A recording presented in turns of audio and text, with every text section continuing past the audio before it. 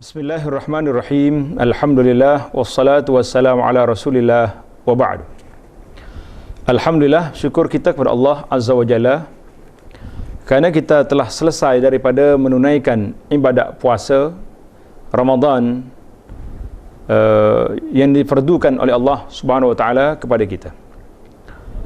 Kemudian ibadat itu tak boleh dihenti setakat itu saja. Ibadat masih boleh diteruskan kerana Nabi sallallahu alaihi wasallam telah bersabda, "Man shama Ramadhana thumma atba'ahu sittan min Syawal kana ka shiyamid dahri."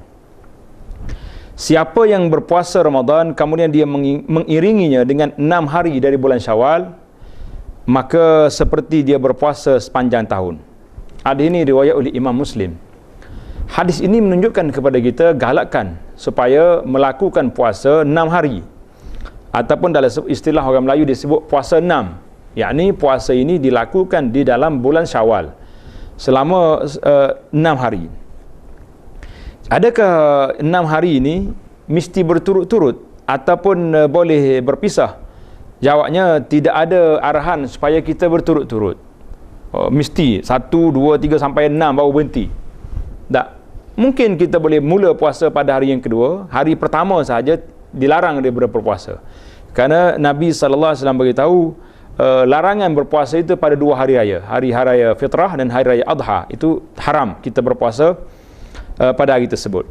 Jadi kita boleh mulakan seawal mungkin puasa 6 ini pada hari kedua. Hari kedua kita puasa. Kemudian hari ketiga ada jemputan ke ada majlis, kita tak puasa. Tidak menjadi kesalahan kita teruskan berturut-turut ataupun berpisah. Cuma para ulama mengatakan sebaiknya kalau kita teruskan berturut-turut, wasari'u ila maghfiratin, dalam ayat itu Tuhan galakkan supaya kita segera untuk mendapat kelebihan yang besar itu. Kenapa diminta 6 hari dan dianggap seperti puasa setahun? Kerana kita dah puasa sebulan 30 hari.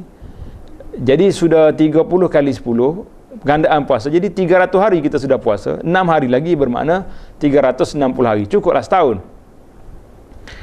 Yang jadi persoalan timbul kita masalah, kalaulah orang perempuan ataupun orang musafir ataupun siapa saja yang buka puasa pada bulan Ramadan, bermakna mereka ada puasa ganti, puasa qada.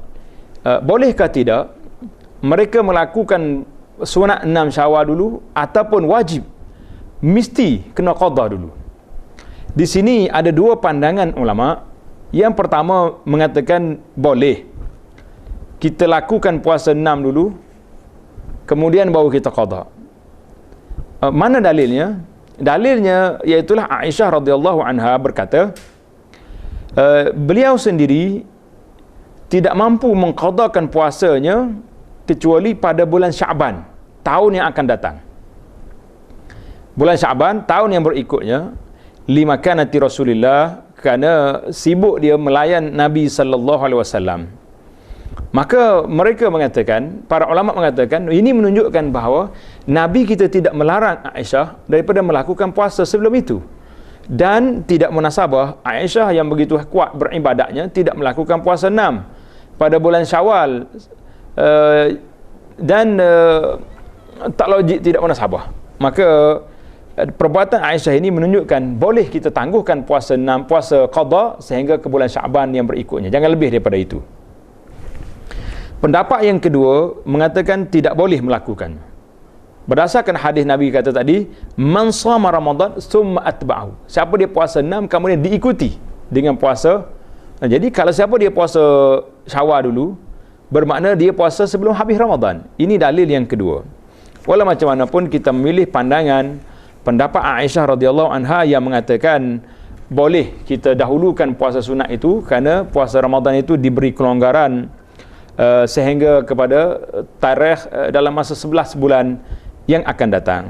Alhamdulillah, ini satu keluasan bagi syarak.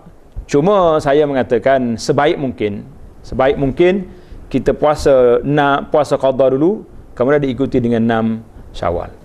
Sekiranya tak dapat, contohnya tinggal 6 hari je lagi, macam mana nak buat? Maka kita ni puasa qada tanpa menggabungkan dengan puasa sunat. Jadi Imam Nawawi rahimahullah ta'ala mengatakan, menurut mazhab Malik, Abu Hanifah, Syafi'i, Imam Ahmad dan jumhur salaf dan khalaf mengatakan qada puasa Ramadan bagi mereka yang berbuka kerana uzur seperti kedatangan haid dan musafir, maka kewajipan mengqadanya adalah secara takhir, cara tangguh. Jadi tak ada kesalahan. Bagi jemaah, bagi kaum muslimah yang rasa tak ada kemampuan, kalau aku tak qada sekarang, di saat suasana Ramadan yang begitu masih hangat lagi, mungkin tak terqadalah, maka kita kata kamu qadalah. Mudah-mudahan Allah Ta'ala beri pahala 6 sunat Syawal itu di bawah qada itu.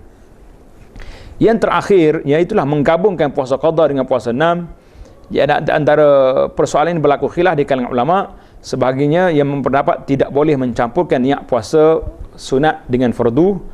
Ada di kalangan ulama Syafi'i berpendapat bahawa ganjaran puasa 6 tetap akan diperolehi apabila seorang berpuasa qada sekalipun ia tidak berniat menggabungkan kedua-duanya. Jadi pahalanya diperolehi secara orang panggil taba'an. Jadi kita mengatakan, setelah dikaji pandangan ulama yang membolehkan puasa 2 dalam 1 ini tidak bersandarkan mana-mana dalil, maka saya menegaskan di sini, para muslimah sama ada nak qada dulu ataupun nak sunat dulu. Gabung twin dalam qada ini tidak berlaku.